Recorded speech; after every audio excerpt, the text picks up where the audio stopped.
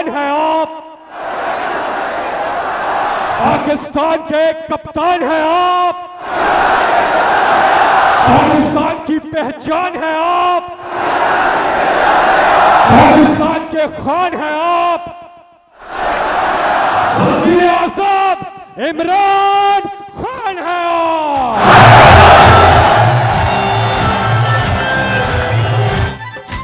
तेरा पाकिस्तान है, ये मेरा पाकिस्तान है, तेरा पाकिस्तान। बिस्मिल्लाहिर्रहमानिर्रहीम। इय्याका नअबुदु व इय्याका नस्तईन। मेरे पाकिस्तानियों, मैं सबसे पहले तो अल्लाह का शुक्र अदा करता हूं कि उसने आपके दिलों में डाला कि हर किस्म की रुकावट के बावजूद आप इतनी तादाद में आज मीनार पाकिस्तान यहां आए और मुझे सुनने आए। और इंशाअल्लाह आज जो मैं आपसे बातें करूंगा, मैं आपको यह बताऊंगा कि हमने अपने मुल्क को किस तरह इस दलदल से निकालना है, जिस दलदल में एक साजिश के तहत हमारी हुकूमत गिराई गई और इस मुल्क के बड़े बड़े जुराइम पेशा लोगों को हमारे ऊपर मुसल्लत किया गया। तो मैं आज आपको अपना प्रोग्राम दूंगा, लेकिन उससे पहले मेरे पाकिस्तानियों, एक चीज तो वाज़े हो गई, जो भी आज पावर में बैठे हैं उनको आज एक पैगाम जाना चाहिए कि लोगों का जुनून रुकावटों से नहीं रुक सकता, कंटेनर्स नहीं रोक सकते।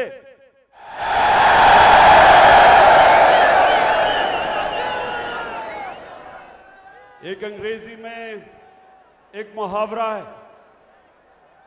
कि no force, no army can stop an idea whose time has come. कि जब अल्लाह लोगों के दिलों में एक सोच डाल देता है तो कोई दुनिया की ताकत उसको रोक नहीं सकती। आप कंटेनर्स रखें, 2000 हमारे कारकुनों को आपने छापे मार के जेलों में डाल दिया, ये जलसा फेल करने के लिए। खौफ और हिरासा फैलाया हुआ, सारे रास्ते में कंटेनर्स रख दिए। लेकिन जब अल्लाह लोगों के दिलों में एक सोच डाल देता है, कोई कंटेनर, कोई पुलिस, कोई रेंजर, कोई नहीं रोक सकता उनको। और ये कौम, मैं अल्लाह का खास शुक्र इसलिए अभी अदा करता हूं कि मैं अल्लाह से दुआ करता था कि अल्लाह, मैं बाहर की दुनिया में इतना टाइम गुजारा, वो जिंदा कौमें मैंने देखी थी, मैंने लोगों को जुल्म के सामने खड़े होते देखा है, नाइंसाफी के सामने। मैंने बाहर के लोगों को अमर बिल मारूफ पे चलते देखा है, बुराई के खिलाफ खड़े हुए हैं, अच्छाई के साथ खड़े हुए हैं। लेकिन मैं अपनी कौम में ये नहीं देखता था। मैं अपनी कौम को, अफसोस से मुझे कहना पड़ता है कि हर किस्म का जुल्म बर्दाश्त करते देखा। और जब एक कौम जुल्म के सामने नहीं खड़ी होती, मेरे पाकिस्तानियों, वो गुलाम बन जाते हैं। और गुलामों की कोई हैसियत नहीं दुनिया में। मौलाना रूमी ने जिस तरह कहा कि जब मेरे अल्लाह ने तुम्हें पर दिए हैं, क्यों चूंटियों की तरह रेंग रहे हो? क्योंकि गुलाम रेंगते हैं, आजाद इंसान ऊपर जाते हैं। इल्लामा इकबाल, शायद ही मुसलमान दुनिया में इस तरह का ज़हन आया हो। उनकी शायरी, उनका फलसफा, गौर से उसको अगर आप पढ़ेंगे तो एक बार बार पैगाम वो देते हैं। हिंदुस्तान के गुलामी के अंदर पिसे हुए मुसलमानों को जगा रहे थे। उनको, मुसलमानों को याद करा रहे थे कि एक वक्त तुमने दुनिया की इमामत की थी और आज तुम्हारी कोई हैसियत नहीं है। जगा रहे थे उनको। सारा वक्त मुसलमानों को समझा रहे थे कि सिर्फ आजाद इंसानों की हैसियत होती है। तो पाकिस्तानियों, हम जो 23 मार्च बनाते हैं, हम 14 अगस्त बनाते हैं, लेकिन क्या हमें समझ है कि आजादी के लिए क्यों दुनिया तरसती है? क्यों आजादी? कई गुलाम भी बड़े खुशहाल होते हैं। कई मुल्कों के ऊपर दूसरे मुल्कों ने कब्जा किया तो वहां इतनी गुर्बत भी नहीं हुई, वो मुल्क के बेहतर भी चल पड़े। हांगकांग, एक मैं मिसाल देता हूं, हांगकांग गुलामी के अंदर उनके माशी हालात तो अच्छे थे, लेकिन पाकिस्तानियों सुन लो, जब से अल्लाह ने दुनिया बनाई है, हमेशा इंसान आजादी चाहता है। वो क्यों चाहता है? क्योंकि सिर्फ आजाद इंसानों की परवाज है।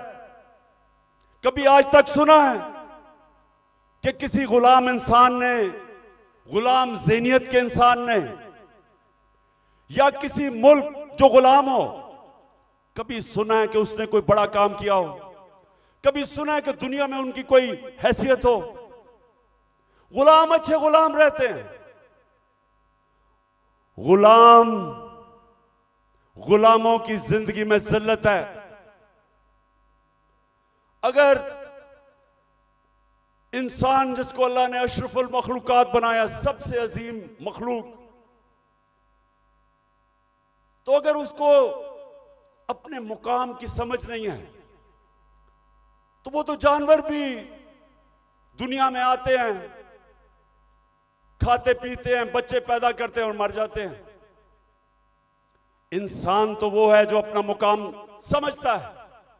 और इल्लामा इकबाल ने ये सोए हुए मुसलमानों को जगाने के लिए कुरान के अंदर से, आयतों के अंदर से उन्होंने शेर व शायरी की।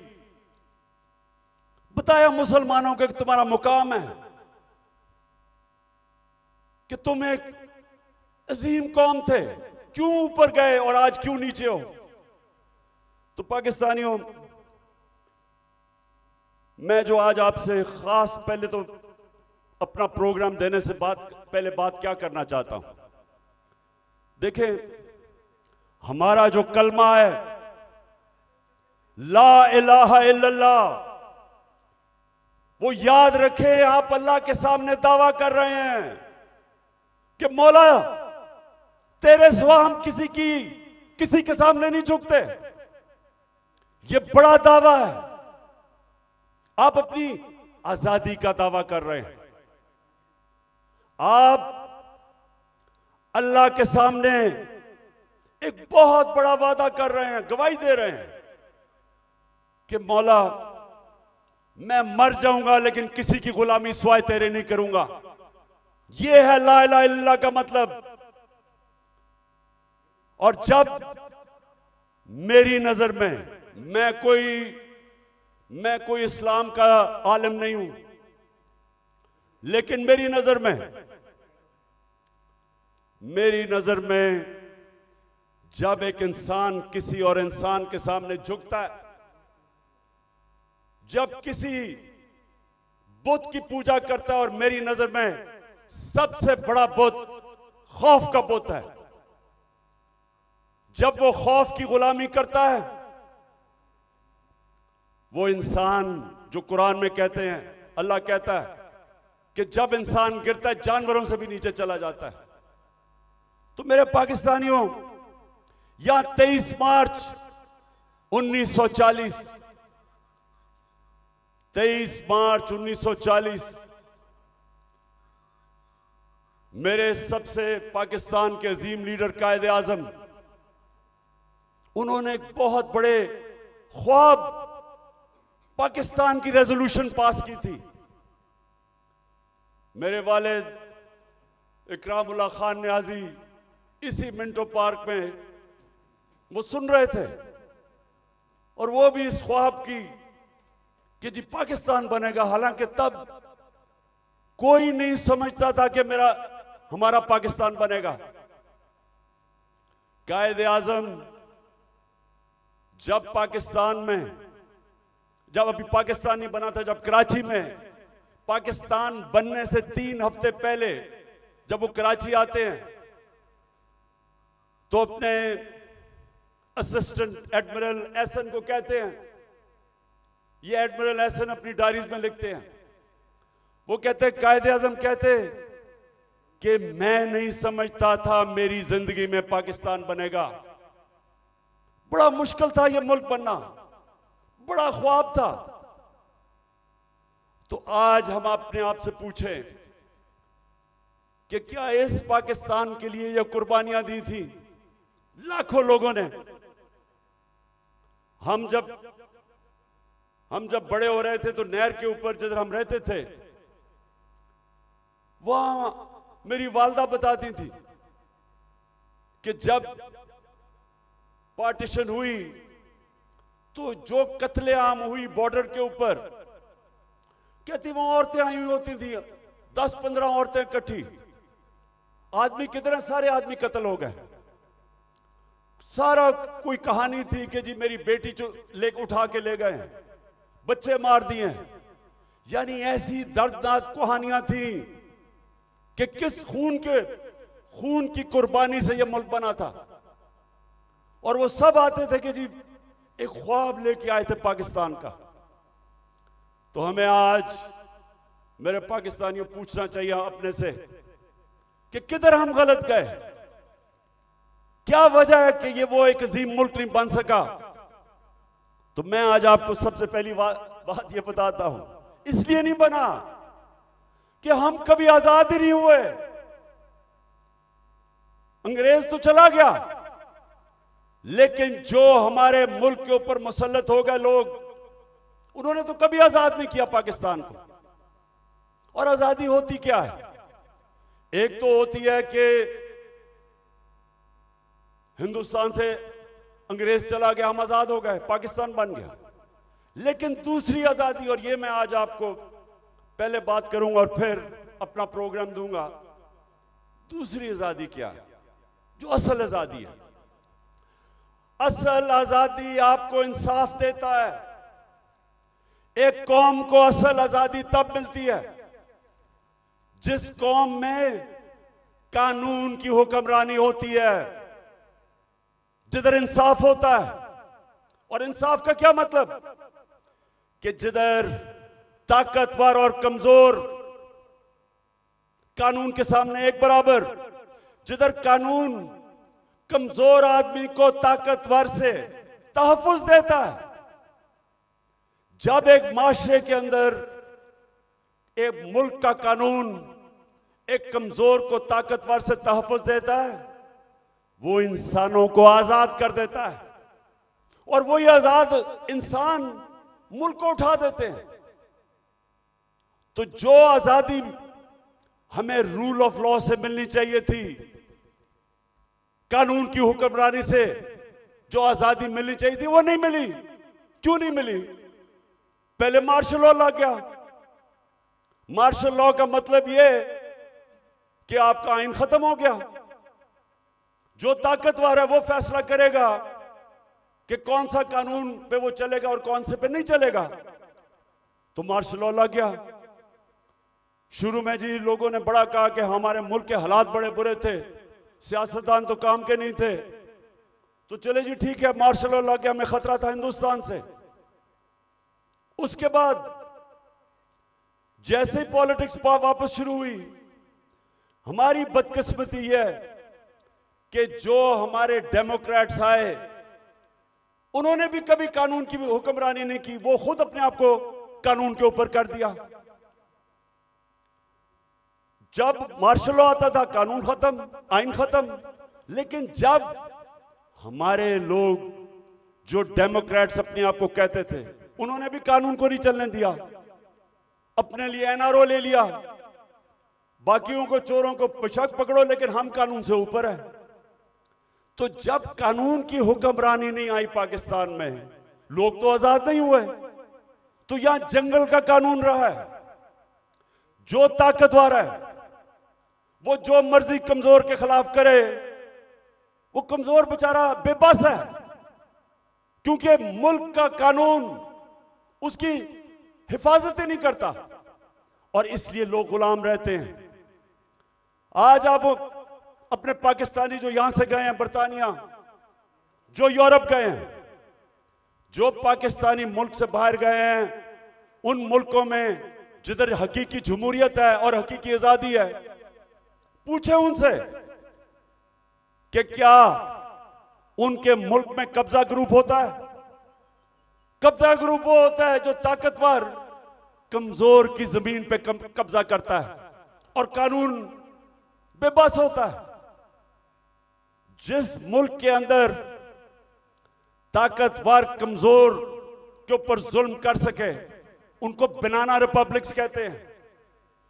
और जो मुल्क खुशहाल हैं, जिधर हम कोशिश करते हैं यहां से लोग वीजा लेके जाने के लिए, वहां क्या फर्क है? उधर एक लफ्ज इस्तेमाल आजकल हो रहा है, लेवल प्लेइंग फील्ड।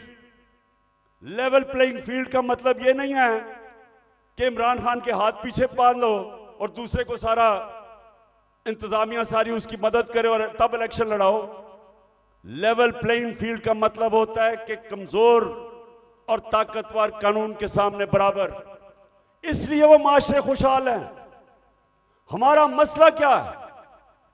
हमारा मसला ये है कि हमारी बदकिस्मती है। बेचारे गांव के अंदर जाओ, आम आदमी थाना कचहरी पटवारी वो ठोकरें खाता फिरता है। इंग्लैंड के अंदर, यूरोप में क्यों नहीं थाना कचहरी पटवारी? वहां क्यों नहीं है? क्योंकि इंसाफ है।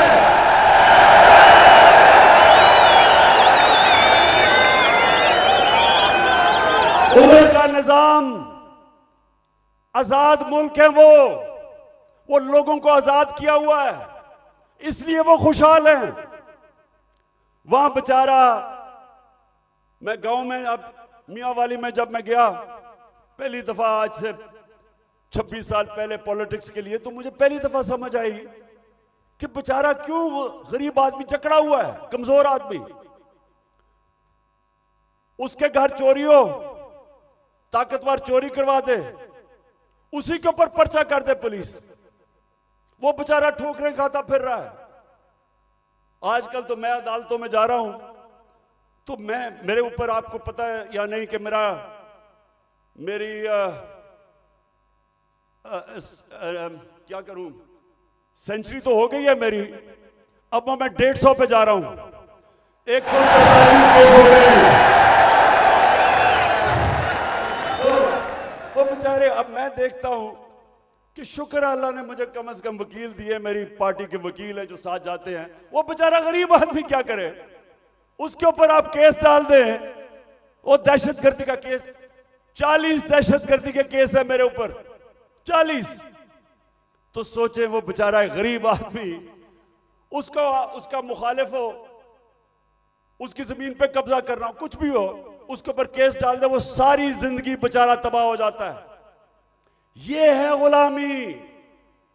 सिंध में जाएं, जो सिंध के अंदर जुल्म है आप अंदाजा ही नहीं कर सकते।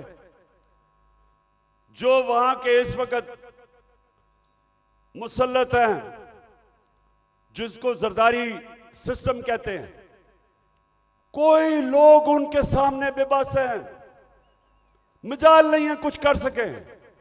पुलिस थाने जाएंगे वहां डरते हैं, गुंडे पाले हुए हैं जो उनको पैसे ले लें, कुछ कर दें, डराएं धमकाएं, कोई आदमी आवाज अपनी नहीं उठा सकता जुल्म के खिलाफ। गुलाम है, कैसे कौम उठ सकती है?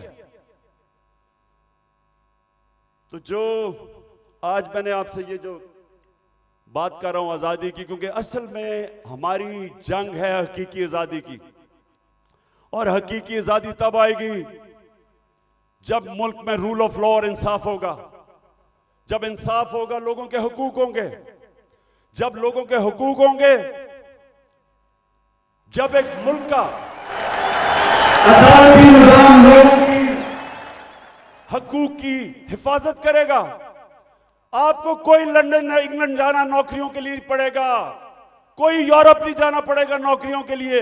अल्लाह ने इस मुल्क को हर चीज दी है, हमें कोई जरूरत नहीं है कि वीजों के पीछे लाइनों में खड़े हों फिर पैसे दें। बेचारे वो पाकिस्तानी, मैं तो खैर सब पे भी दिल रोता है, लेकिन जो पाकिस्तानी, कितने लोग हमारे डूबे हैं कि रात में वो छोटी सी किश्तियों के अंदर किसी तरह यूरोप में घुसते घुसते हमारी बेचारी हॉकी प्लेयर वो जा रही थी कि किसी तरह वो यूरोप चली जाए, वो बेचारी डूब गई और लोगों के साथ। क्यों है? इसलिए नहीं कि पाकिस्तान में वसाइल की कमी है। मैं 3.5 साल जब प्राइम मिनिस्टर रहा हूं, मुझे खुद हैरत होगी कि अल्लाह ने इस मुल्क को क्या क्या नेमतें बख्शी हैं। लेकिन जब कानून ही नहीं है, जब इंसाफ ही नहीं है, जब जिसकी लाठी जिसकी भैंस, जब तक का जोमत नहीं करे, वो मुल्क कैसे उठ सकता है? कौन सी आप इकोनॉमिक पॉलिसी लेके आएंगे उस मुल्क में जिधर इंसाफ ही नहीं है, जिधर कॉन्ट्रैक्ट एनफोर्समेंट नहीं है, जिधर रूल ऑफ लॉ नहीं है? आप जो मर्जी कर लें, उस मुल्क की किस्मत तो तबाही है। इसीलिए हजरत अली ने फरमाया था कि कुफर का निजाम चल जाएगा लेकिन जुल्म का निजाम नहीं चल सकता। जब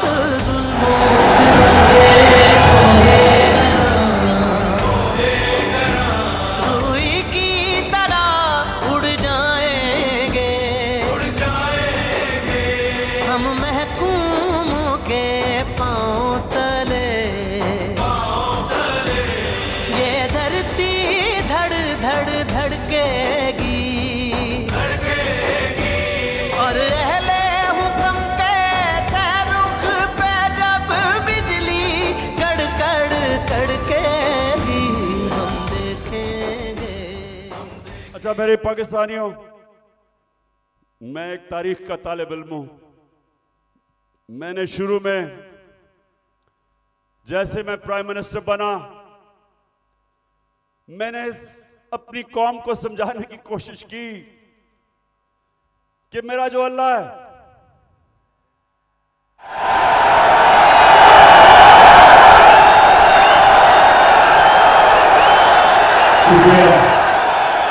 मैंने लोगों को समझाया कि मेरा जो मौला है उसका कुरान में कहता है कि एक इंसान उसका हबीब है, वो मेरे नबी सल्लल्लाहु अलैहि वसल्लम है। और वो कुरान में हमें हुक्म करता है अल्लाह कि उनकी जिंदगी से सीखो। क्यों करता है?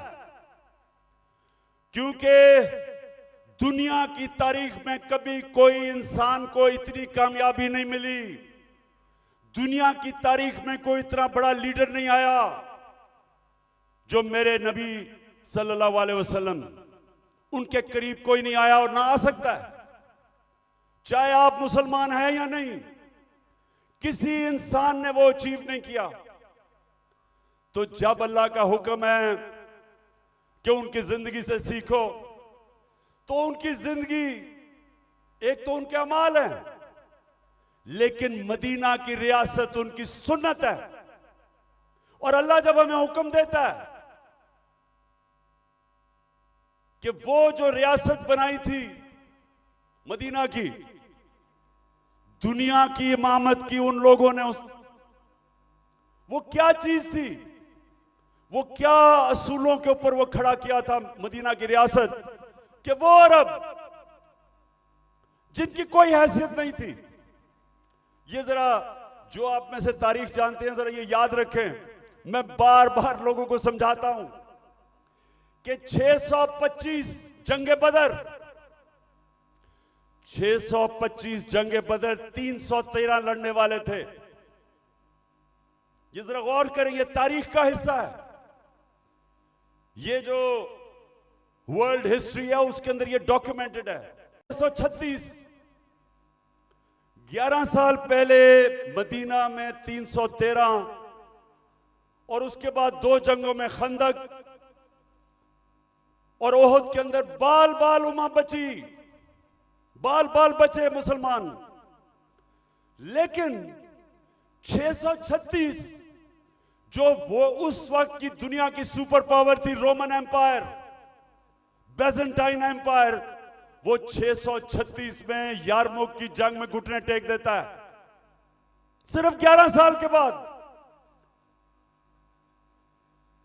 यह तारीख है।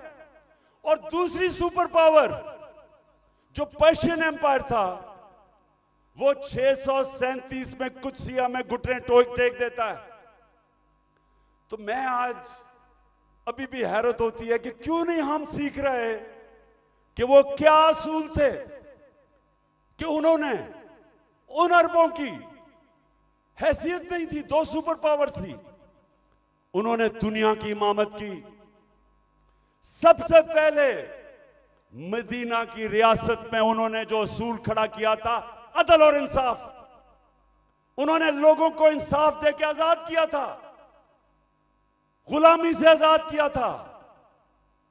जब इंसाफ मिला उन लोगों को, इंसान बराबर हो गए कानून में।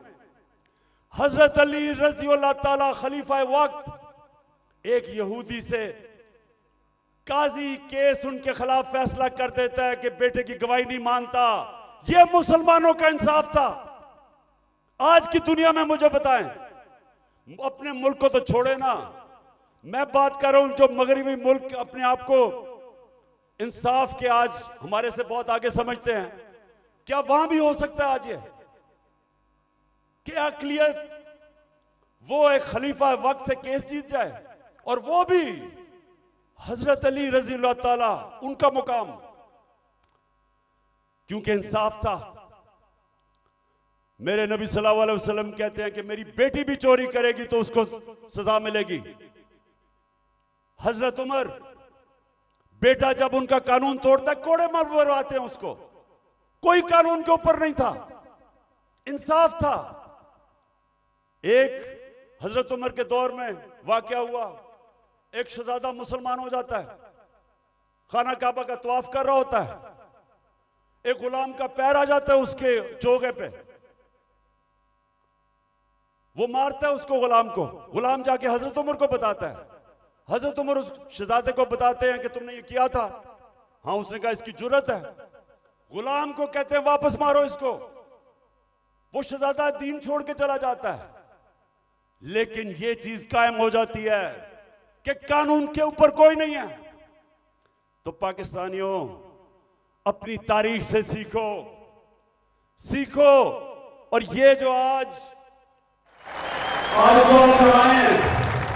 मैं आज आपको उस नए दौर की तरफ लेके जा रहा हूं कि जब तक इस मुल्क में कानून की हुक्मरानी नहीं आएगी, हमारी जिंदगी में जिल्लत है।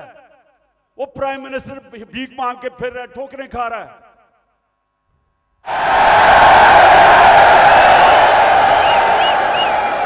अब तो खैर जनरल बाजवा का बयान आ गया है कि 40 मिनट मैं इसको बुरा भला कहता था, चुप करके शहबाज शरीफ मेरी बात सुनता था। अब यह होता है कि जब डिक्की में घुस के आप प्राइम मिनिस्टर बनने की कोशिश करें। बहरहाल मैं आगे आपको बताता हूं। देखिए, आप सुने मेरी बात। देखिए, आप हिंदुस्तान की तारीख देखें। जब दिल्ली की सल्तनत थी 350 साल, जो हुक्मरान जिसके दौर में इंसाफ था वहां खुशहाली थी, जो जालिम था वहां कैद भी पड़े। तारीख उठा के देख लें। जब शेर शाह सूरी जो हिंदुस्तान का बहुत ही अजीम लीडर था, वो कैसे ऊपर आया था? उसके बाप की एक जागीर थी, उसको कहा वो जागीर संभालो बिहार के अंदर। उसने जागीर को एक मिसाल बना दिया। कैसे? कानून की हुक्मरानी कायम करके सारे बड़े बड़े डाकुओं को उसने मार दार के भगा दिया, अमन कायम कर दिया। सारे इर्द गिर्द से जो ताजर थे वो सारे उधर पहुंच गए, वो खुशहाल हो गया। सबसे ज्यादा खुशहाल उसकी जागीर हो गई, उधर से वो उठा। तो जब विंस्टन चर्चिल जब दूसरी जंग अजीम में तबाह हो रहा था बरतानिया, तो उससे जब लोगों ने आके पूछा कि जी हम बच जाएंगे, हिटलर की फौजें पहुंच गई हैं, यूरोप फतह कर लिया है, या बमबारी हो रही है, क्या हम बच जाएंगे? तो चर्चिल ने कहा कि क्या हमारी अदालतें इंसाफ दे रही हैं? जब उन्होंने कहा हां, तो कहता कोई ताकत नहीं हमें हरा सकती। तो मेरे पाकिस्तानियों ये याद रखें कि जो जुल्म का निजाम है, यह आप फैसला करना कि आपने उसका मुकाबला करना है। तो मैं अब आपको बताना चाहता हूं कि ये जो जुल्म का निजाम मौजूदा पाकिस्तान में वो है क्या। जरा अब मैं थोड़ी एक दो वीडियोस आपको दिखाऊंगा ताकि आपको पता चले कि यहां किस किस्म का जंगल का कानून है आज, या जंगल का कानून है, या कोई किसी को परवाह नहीं है कि कानून मुल्क का है या क्या है। जो दिल करा जिसको पकड़ा उठा लिया। 2000 हमारे कारकुनों को उठा लिया इन्होंने, रातों को गए, घरों से उठा लिया। वो बेचारी डॉक्टर रुबीना अपनी क्लिनिक में बैठी थी, उसको उठा के ले गए।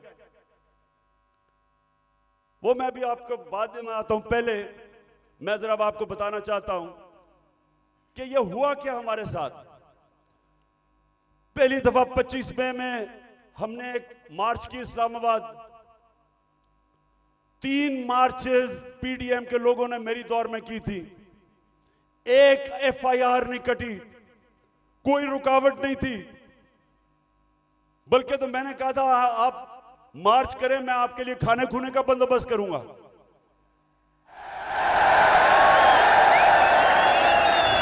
और मुझे बेचारे बिलावल पे बड़ा अफसोस था, वो मुझे डर था रोई ना पड़े, तो मैंने कहा मैं तुम्हारे लिए खाने का बंदोबस्त कर दूंगा।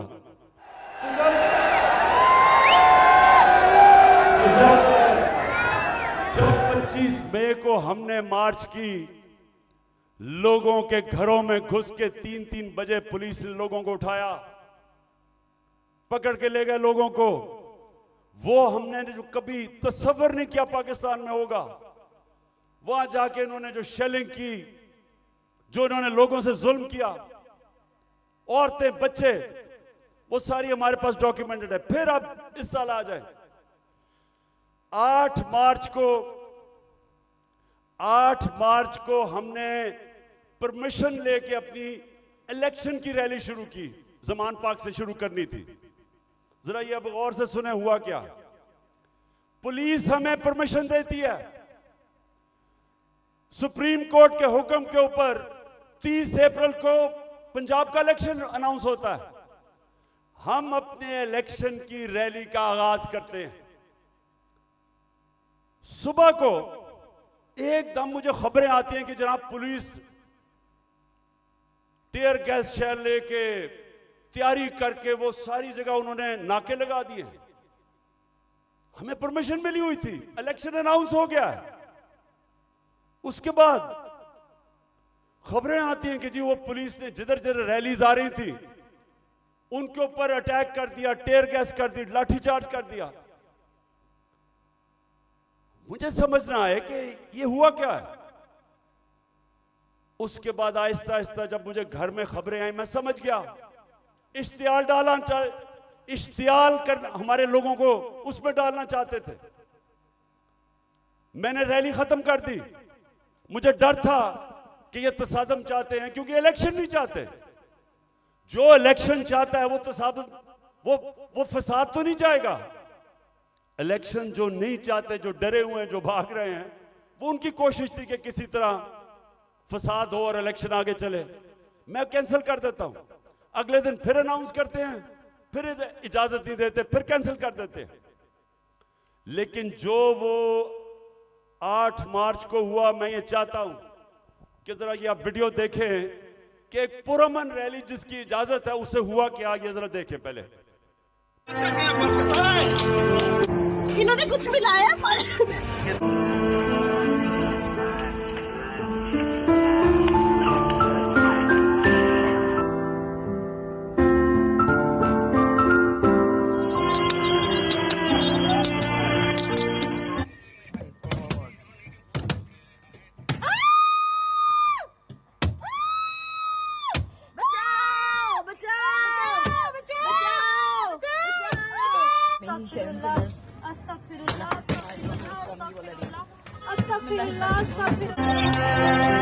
गाड़ी तोड़ी है, मेरे कपड़े फाड़े हैं, दे सकते हैं दंड।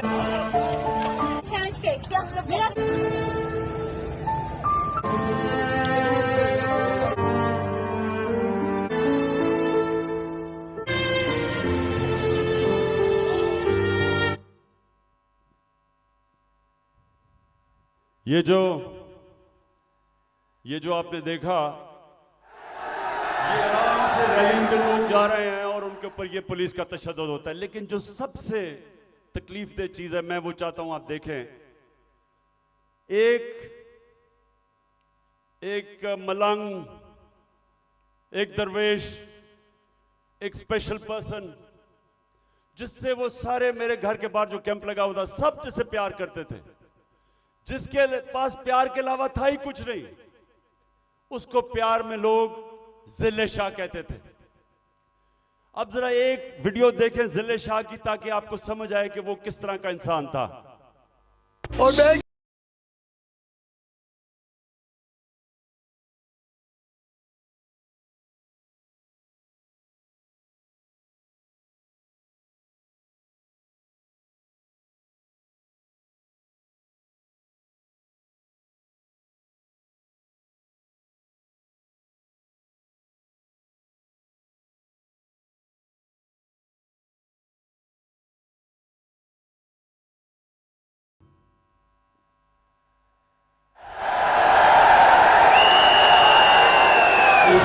उठाया और लोगों को भी पकड़ा, इसको उठाया।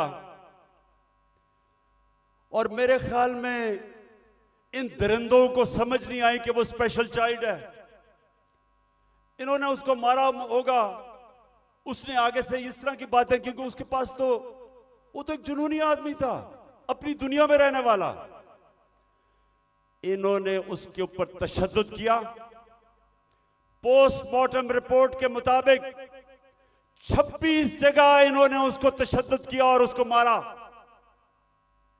उसके जो जख्म थे वो सारे सोशल मीडिया पे थे। और जिले शाह को इन्होंने मार के सड़क के किनारे फेंक दिया।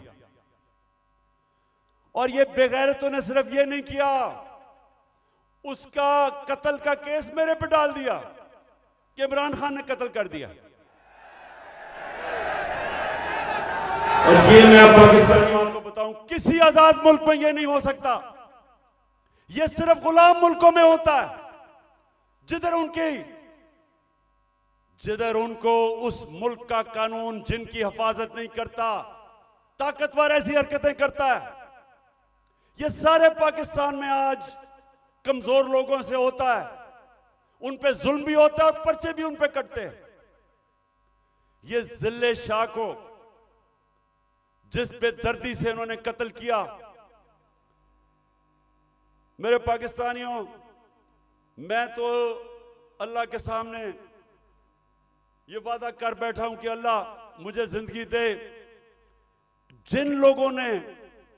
जिन्होंने इसको कत्ल किया था, इनको इस मुल्क में कानून के तहत, वैसे नहीं, दिल तो मेरा करता है वैसे इनको बंदोबस्त करूं, लेकिन कानून के तहत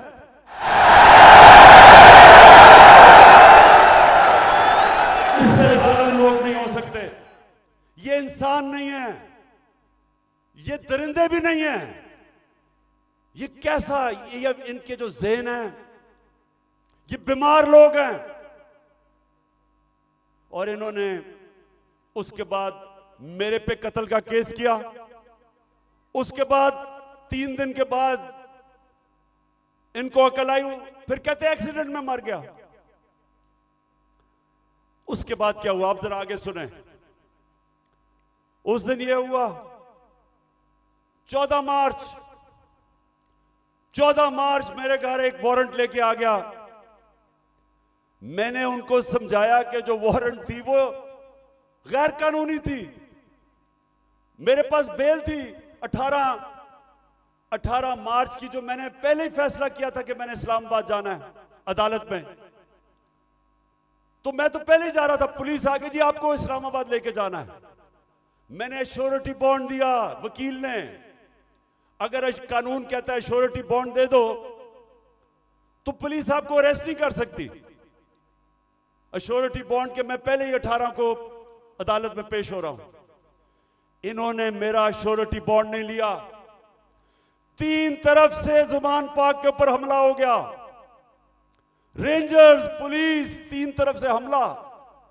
जिस तरह पता नहीं इमरान खान कोई कितना बड़ा दहशतगर्द था। सारा टीयर गैस शेलिंग इन्होंने वो चलाई, वो वाटर कैनन जिसके अंदर केमिकल था। फिर इन्होंने बंदूकें चलाई, पैलेट गन चलाई। मैं सिर्फ ये अब आपको दूं जो उस दिन हमारे साथ हुआ। मुझे पहली दफा पता चला पाकिस्तानियों कि फलस्तीन के लोगों के ऊपर इस्राइल क्या करता है, कि कश्मीर के लोगों के ऊपर हिंदुस्तान क्या करता है। मुझे ऐसे एहसास हुआ कि क्या जुल्म हो सकता है अगर आपकी रियासत आपके ऊपर हमला कर दे। हुआ जिस तरह इन्होंने अटैक किया और हमारे ऊपर पर्चे काट दिए। पानी फेंका गया है।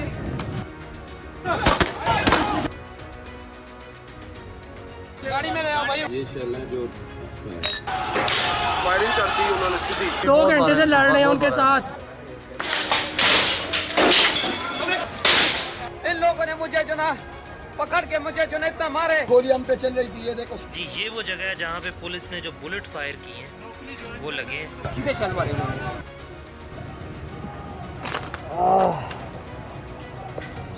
ये इन्होंने शनिंग शुरू कर दिया।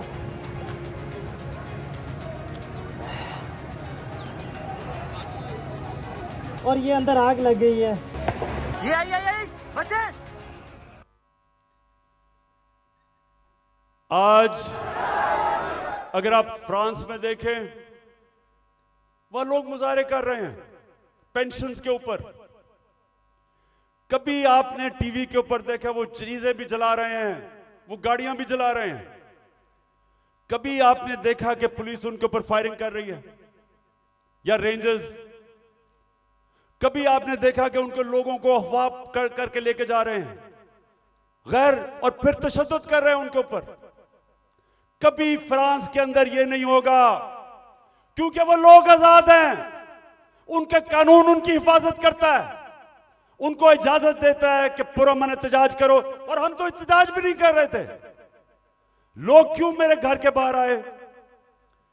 क्योंकि लोगों को पता था कि ये मुझे अरेस्ट जो करने आए हैं वो गैर कानूनी है। और लोगों को यह भी पता था कि ये जेलों में डाल के तशद्दुद करते हैं। सारे लोगों को पता था कि जो आजम स्वाति से क्या किया, जेल में डाल के कपड़े उतारे, तशद्दुद किया एक 75 साल आदमी को। कोई शर्म नहीं इनको आई। क्या पाकिस्तान का आईन राइट टू डिग्निटी देता है? किसी को इजाजत नहीं देता कि किसी को नंगा करके उसको जलील करो, उसकी वीडियो बनाओ। उससे पहले शहबाज गिल, उसको उठा के ले गए, 2 दिन उसको पकड़ के उल्टा लटकाया, उसको नंगा किया, उसके ऊपर हर किस्म का तशद्दुद किया। फिर सोशल मीडिया के लड़कों को पकड़ के ले गए। कितने लड़कों को लेके गए, उनके ऊपर यही उन्होंने किया। पता नहीं इन बेगैरतों को नंगा करने का क्या शौक है।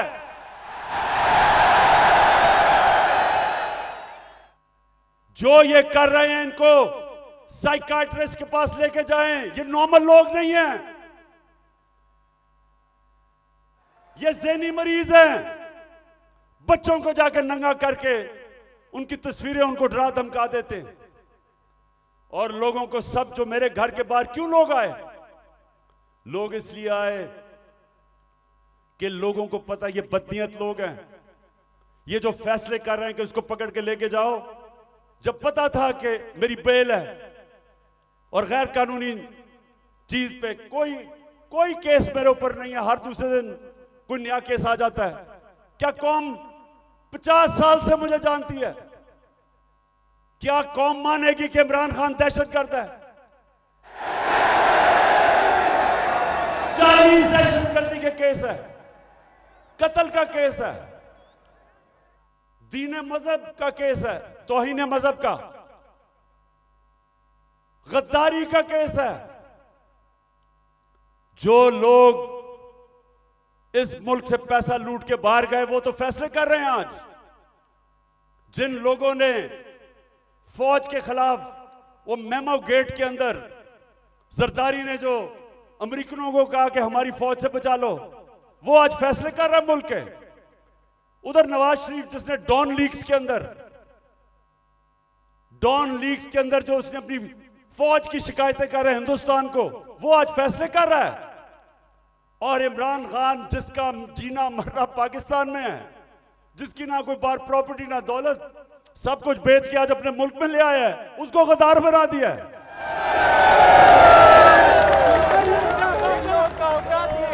तो लोगों ने, और मैं आपको एक और वाकया बताऊं, इतनी 26 घंटे मेरे घर के ऊपर हमले हुए, आखिर में इतनी टेयर गैसिंग की, रेंजर्स आ गए, 72 बंद गाड़ी ले आए मेरे घर के बाहर, आर्मड कार, कि पता नहीं कलभूषण से भी ज्यादा बड़ा कोई गद्दार बैठा हुआ है वहां। तो आखिर में लड़के थक गए, वो सारे डरे हुए थे कि इनकी नीयत ही नहीं ठीक। पहले इन्हीं लोगों ने तो पहले मुझे कत्ल करने की कोशिश की है, अब यही लोग अब मुझे जेल में लेके जाएंगे, सब डरे हुए थे। तो मैंने जब सुबह आखिर में इन्होंने एक इतनी बड़ी वारदात की जो आर्मर्ड कार के साथ आ गए, तो मैंने उनको सबको कहा, 50 लड़के रह गए थे, मैंने उनका देखो बात सुनो, मैं यहां खून नहीं चाहता। तो मैं अपना बैग पैक किया हुआ था, मैं क्या मैं जा रहा हूं, मैं अपने आप को हिरासत में देने लगा हूं क्योंकि मैं नहीं चाहता आपका किसी का खून हो। वो सामने लेट गए, उन्होंने कहा हमने नहीं जाने देना कि ये आपको मार देंगे। और जो इन्होंने किया है, हमारे लोगों को जिस तरह उठा के तशद्दुद किया है, वो ठीक कह रहे हैं। ये जो आज पाकिस्तान में हो रहा है ये तो कभी हुआ ही नहीं है। 2000 लोग हमारे उठाए इन्होंने, और कैसे लोग उठाए, अजहर मशवानी, सोशल मीडिया का बेचारा नौजवान, उसको पता ही नहीं कि किधर उठा के ले गए। उसके मां बाप के मुझे मैसेजेस आ रही हैं कि जी वो मेरा बेटा किधर गया, उसकी बहनें कर रही हैं, भाई आए हैं। उसको हसान न्याजी, मेरा भांजा, इंग्लैंड से बैरिस्टर बन के आया कि जी मैं पाकिस्तान की खिदमत करूंगा, वो बेल लेके आया, उसको उठा के ले गए। और क्योंकि वो मेरा भांजा था, उसके ऊपर उन्होंने तशद्दुद किया। वही उन्होंने जो किया कि उसको जलील करने के लिए जो सबसे करते हैं बेगैरत लोग, कि शर्म नहीं आती कि आप उनके कपड़े उतारें और आप उनको जलील करें। जलील तो आप हैं, अल्लाह कभी जलील नहीं होने देता किसी को, उसके हाथ में इज्जत और जिल्लत है।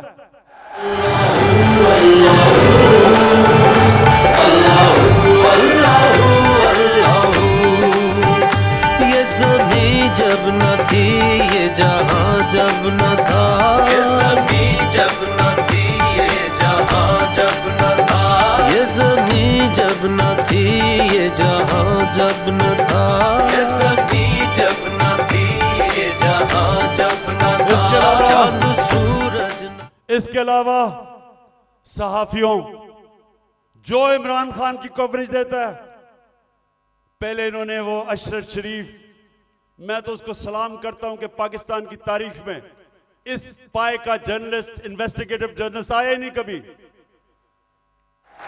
वो आदमी जिसकी कोई कीमत नहीं थी, जमीर की कीमत नहीं थी, खौफ को काबू पा चुका था। धमकियों के बावजूद वो खड़ा था राय हक पे, मुल्क से बाहर गया, कत्ल करवा दिया। साबर शाकर मुल्क से बाहर है, डॉक्टर पीरजादा वो मुल्क से बाहर है। जो आदमी इमरान खान की कोई पॉजिटिव चीज उसके पीछे पड़ जाते हैं। बोल चैनल उसके सरबराह को पकड़ के जेल में डाला, तशद्दुद किया। ARY के ऊपर पूरा जोर लगाया हुआ कि इमरान खान को ना दिखाओ। सिर्फ जो इनके बिके हुए पालतू चैनल्स, उनको सारा वो चले, जो प्रोपेगेंडा इमरान खान, वो ठीक है, लेकिन जो थोड़ी पब्लिसिटी देते जो सहाफी, सोशल मीडिया, उनके पीछे पड़ जाते हैं। कब पाकिस्तान में इस तरह की सख्ती थी? और कोशिश किसी तरह कर रहे हैं कि लोगों के ऊपर इतना खौफ तारी हो जाए,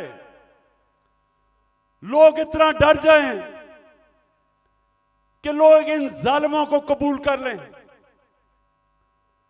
तो मेरा आज अपनी सारी कौम को पैगाम है ये कि देखें, ये जो खौफ है, मैं जो नजर देख रहा हूं अपने मुल्क में, उन्होंने आज भी कहा कि जी दहशतगर्दी होगी, सिक्योरिटी, मैं देख रहा हूं इतनी ख्वातीन आई हुई है, उसके बावजूद क्योंकि खौफ के ऊपर काबू पा लिया है, कौम आजाद हो रही है। और ये कौम जिस तरफ अब निकल गई है, कोई लोग जो ऊपर समझता है कि इनको गुलाम बना सकता है, उसको गलतफहमी में नहीं रहना चाहिए। ये अब वो कौम, और इंशाल्लाह उस रास्ते पर निकल गई है जो एक बड़ा अजीम ख्वाब पाकिस्तान का था। पाकिस्तान का अजीम ख्वाब सिर्फ आजाद पाकिस्तानी बना सकते हैं, गुलाम नहीं बना सकते।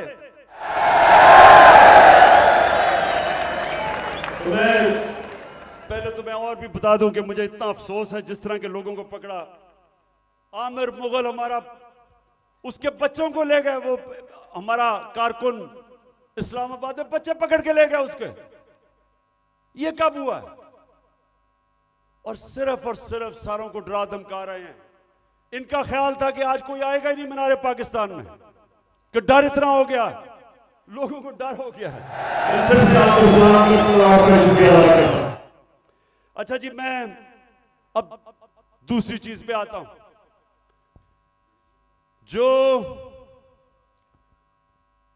जो इन्होंने, अच्छा मुझे जब बुलाया इस्लामाबाद, अच्छा उससे पहले मैं बताऊं कि मैं जब इस्लामाबाद जाना था 18 तारीख को, इन सबको पता था कि मैं पहले अदालत में गया था। उससे पहले 17 की शाम को अदालत ने मुझे कहा था कि अब कोई पंजाब पुलिस आपके घर कुछ नहीं करेगी।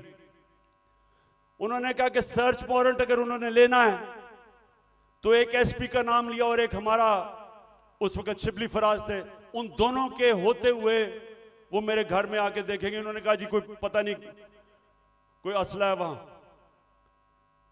मैं जाता हूं इस्लामाबाद, जब इस्लामाबाद के टोल प्लाजा पे पहुंचता हूं तो पता चलता है कि मेरे घर के ऊपर दरवाजा तोड़ के कोई 50 पुलिस वाले घुस जाते हैं। अकेली बेचारी बुशरा बेगम घर पे, अकेली 3-4 मुलाजिम के साथ, और वो घर पे घुसते हैं, सारे घर के ऊपर छतों पे घर को जो चीज आती है लूट लेते हैं। और वो जो बेचारे 5-6 मुलाजिम थे उनको जिस बेदर्दी से मारते, मैं सिर्फ चाहता हूं कि एक दफा देखें कि ये इन्होंने एक आदमी छोड़ें कि इमरान एक्स प्राइम मिनिस्टर या लोग जानते हैं, किसी भी बाइज्जत किसी भी घर में अगर पता हो कि खामद घर नहीं है, बीवी एक दीनदार खातून पर्दादार, सोचें कि उसके घर में कभी ये आज तक पाकिस्तान में हुआ है?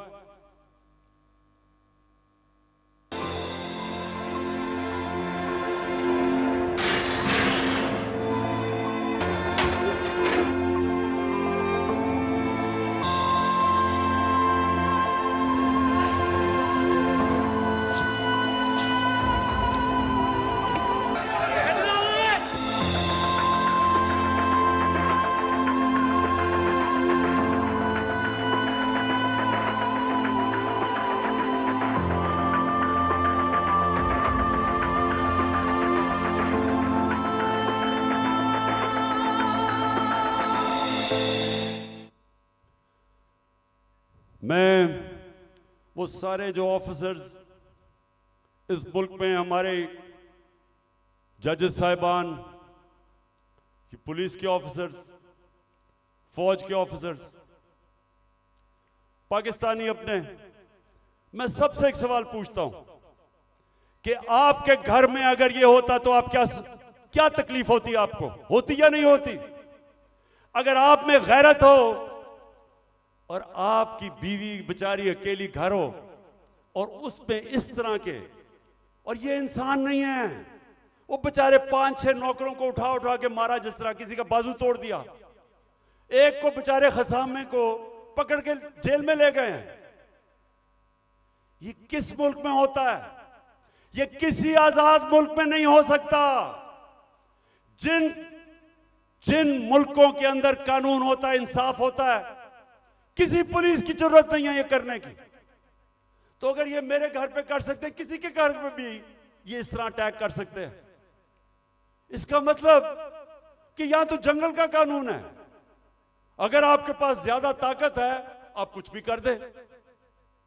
मैं पहुंचता हूं इस्लामाबाद, आप ये भी सुने, मुझे नहीं पता था कि इन्होंने प्लान बनाया हुआ है। मैं समझा मुझे पकड़ने अरेस्ट कर लेंगे, मुझे नहीं पता था कि वहां मारने का प्रोग्राम बनाया हुआ है। मैं वहां से जब जुडिशियल कॉम्प्लेक्स पे गया, सारे रास्ते टीयर गैसिंग कि किसी तरह इमरान खान अकेला हो जाए, लोग इसके साथ ना हो। लोग आके घरों से लोग निकल के साथ चलना शुरू हो गए, उनके ऊपर टीयर गैसिंग। अब मैं आखिर में पहुंचता हूं अपनी हाजिरी लगाने के लिए अदालत में। 5 घंटे लगते हैं मुझे टोल प्लाजा से इस्लामाबाद से जुडिशियल कॉम्प्लेक्स, जो 20 मिनट का रास्ता था। सारा रास्ता पुलिस और रेंजर्स के, जिस तरह कालभूषण से भी बड़ा, जिस तरह मैंने कहा कोई दहशतगर्द आ रहा है। 40 मिनट में बाहर खड़ा रहता हूं और जब बाहर पहुंच रहा होता हूं तो ऊपर से पुलिस पत्थर फेंक रही होती है, लोगों को इश्तियाल दे रही होती है कि किसी तरह वहां तसादम हो, और तसादम के अंदर इमरान खान को कहें जी वो मुर्तजा भुट्टो टाइप कत्ल हो गया। जरा ये सोचें कि ये कभी किसी पाकिस्तान के पॉलिटिकल पार्टी के हेड से हुआ। ये अब पहले तो आप जुडिशियल कॉम्प्लेक्स से देखेंगे पुलिस पत्थर मार रही है। ये जो बोल रहे हैं जी कि पुलिस वाले पथराव नहीं कर रहे थे, पुलिस वालों ने पथराव जितना किया है इतनी इन्होंने, ये देखो ये गवर्नमेंट, ये पुलिस, ये किस तरह पत्थर मारी है, जो कि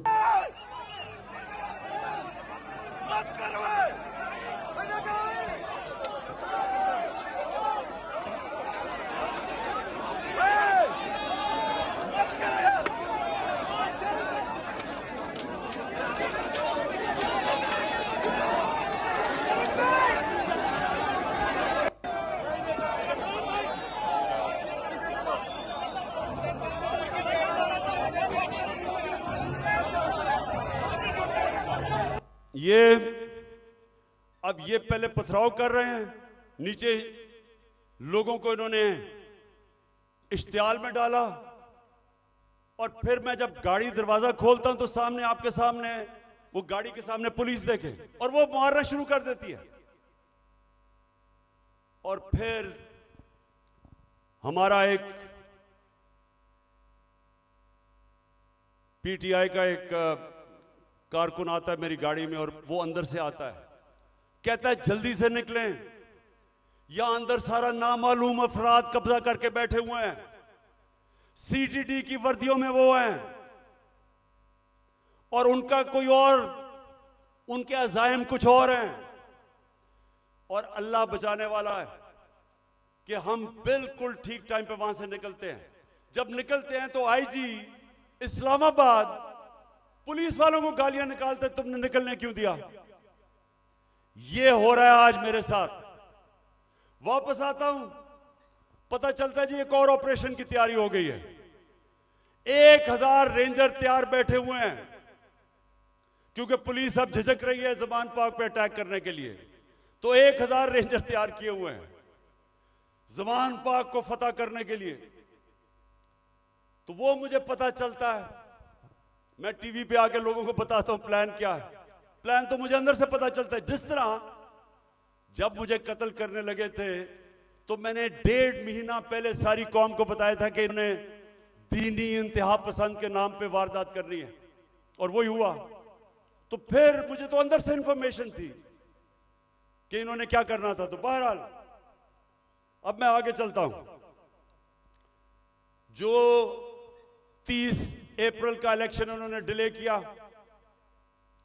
ये कौम जरा गौर से सुन लो। अब ये जो मुल्क में अब जंगल का कानून आ रहा है और तकरीबन आ गया, ये जो इन्होंने किया है कि जब आइन कहता है कि 90 दिन में इलेक्शन होगा, जब पाकिस्तान का सुप्रीम कोर्ट कहता है कि 30 अप्रैल को पंजाब का इलेक्शन है, तो किस मुंह से इलेक्शन कमीशन ने कहा कि जी अक्टूबर में इलेक्शन होगा। हमारे पास जी कहते पैसे नहीं है। तो मुझे यह इलेक्शन कमीशन मुझे यह बताए कि मुल्क का तो तुमने वैसी तवालियां निकलता जा रहा है, तो अक्टूबर में किधर से पैसे आएंगे। तो इसका मतलब तो इलेक्शन होंगे नहीं। कभी इस तरह का सुना है किसी महजब माशरे में कि आइन कह रहा है कि इलेक्शन होंगे और यह कहते पैसे नहीं है जी इसलिए इलेक्शन नहीं। झूठ बोला कि जी आईएमएफ कह रहा है। आईएमएफ ने तस्दीक की कि हम नहीं कह रहे। तो कोशिश क्या है इनकी, इलेक्शन से भागो। अगर आइन तोड़ना पड़ता तो तोड़ो, किसी तरह इमरान खान इलेक्शन के में जीत के इक्तदार में ना आ जाए, बस ये 1 पॉइंट एजेंडा है। उसके लिए हम अदालत में जा चुके हैं और मैं आज सारे पाकिस्तान की लीगल कम्युनिटी को यहां से अपील कर रहा हूं कि ये वो वक्त आ गया है कि आज आपने स्टैंड ना लिया, अगर आज आप आइन के साथ ना खड़े हुए तो उसके बाद मुल्क में कानून खत्म। जो ताकतवर चाहेगा वही कानून होगा। जब वो फैसला करेगा कि इलेक्शन है तो तभी इलेक्शन होगा। तो पाकिस्तानियों, हमने सबने पाकिस्तान के सुप्रीम कोर्ट के साथ खड़ा होना है। हमने पाकिस्तान के आइन के साथ खड़े होना है। मुझे सारे हाथ खड़ा करके बताएं कि आप खड़े होंगे पाकिस्तान की आइन के साथ। और अब मैं सिर्फ माशरत के ऊपर 2-3 चीजें कहना चाहता हूं, क्योंकि 6 लोग आटे की लाइनों पे खड़े होकर बेचारे जान बहाक हो गए। मैं सबसे पहले सवाल पूछता हूं कि अगर आपने आटा बांटना है तो क्या यह तरीका है कि इस तरह लोगों को जलील खड़ा करके जिल्लत देके कभी इस तरह भी आटा बांटा जाता है। हमने अपने एहसास प्रोग्राम में 14,000 रुपया जो स्टाइपेंड दिया था गरीब लोगों को, स्कूलों के अंदर बुलाया, मुहज़्ज़ब तरीके से बिठाया, उनको आराम से इज्जत से पैसे दिए, इस तरह जलील नहीं किया।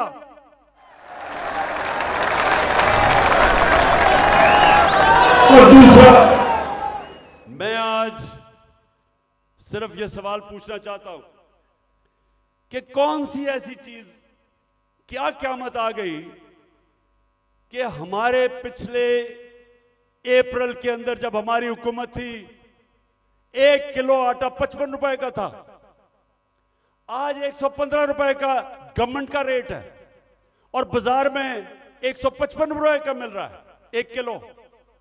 क्या हुआ? कौन सी क़यामत आ गई कि 3 गुना ज्यादा आटा बढ़ गया?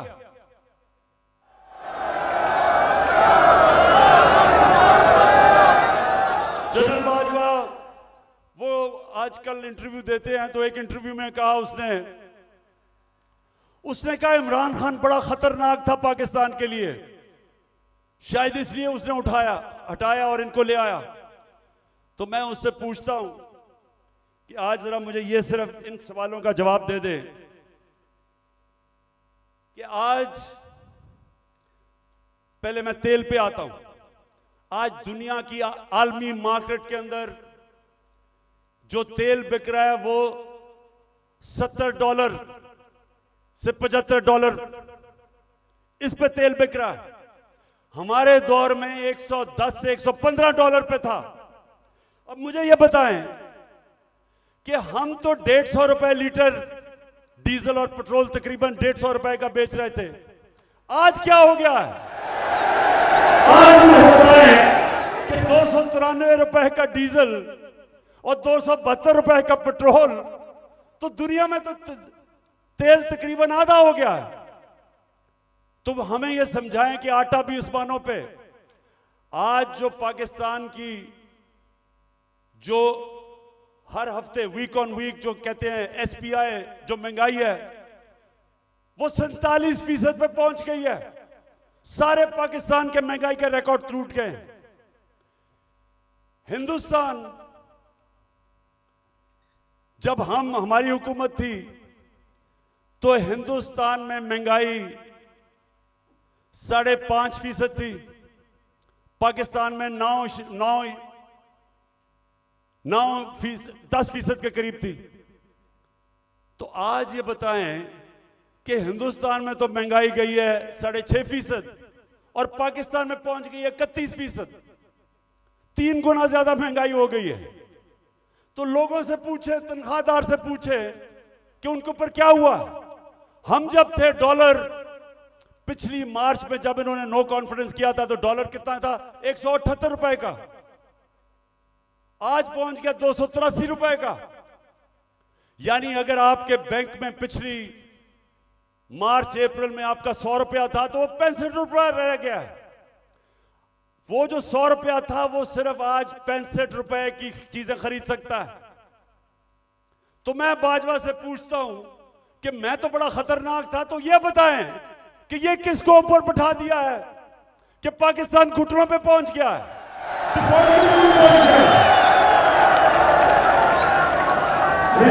आपको आज से 10 महीने पहले मैंने एक स्टेटमेंट दी थी, समी इब्राहिम के साथ वो इंटरव्यू था। तो ये जरा छोटा सा क्लिप ये देख ले। ये आज से 10 महीने पहले था।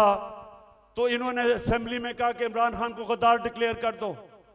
मेरे ऊपर इन्होंने पार्लियामेंट में कहा कि रेजोल्यूशन पास करो गद्दारी की। उधर क्लिप सुन ले 10 महीने पहले यह क्या था। मैं आपको सीक्वेंस बता देता हूं ना। ये जब से आए हैं रुपया गिर रहा है, स्टॉक मार्केट, चीजें महंगी, डिफॉल्ट की तरफ जा रहा है पाकिस्तान। अगर हम डिफॉल्ट कर जाते हैं इसका मतलब पाकिस्तान बैंकरप्सी की तरफ जाता है। सबसे बड़ा इदारा कौन सा है जो हिट होगा? पाकिस्तानी फौज। जब फौज हिट होगी तो जो उसके बाद हमारे से कंसेशन क्या ली जाएगी? जो यूक्रेन से उन्होंने ली थी डीन्यूक्लियराइज करने की। सबसे बड़ा तो मसला उनको, हमारी वाहिद मुसलमान मुल्क है जिसके पास न्यूक्लियर डिटरेंट है। जब वो चला गया फिर क्या होगा? मैं आपको आज कहता हूं पाकिस्तान के 3 हिस्से होंगे, जो कि आप आम इनके थिंक टैंक्स, हिंदुस्तान के थिंक टैंक्स में देख लें। बाहर जो सारे बलूचिस्तान को अलहदा करने के प्लान हैं, इनके प्लान बने हुए हैं। तो इस वक्त अगर सही फैसले नहीं किए जाएंगे, मुल्क खुदकुशी करने पे जा रहा है। मैं इसलिए जोर लगा रहा हूं। 10 महीने पहले यह कहा था, आज खुद इनका डिफेंस मिनिस्टर कह रहा है कि हमारा दिवालिया निकल गया है। इसहाक डार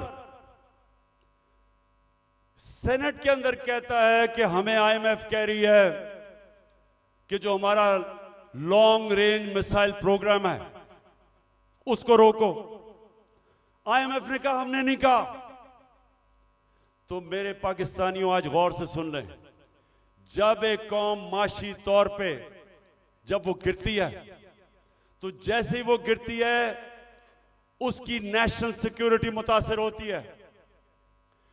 जब सोवियत यूनियन दुनिया की दूसरी बड़ी ताकत, सबसे बड़ी फौज, लेकिन जब माशी तौर पे वो गिरा तो वो टूट गया।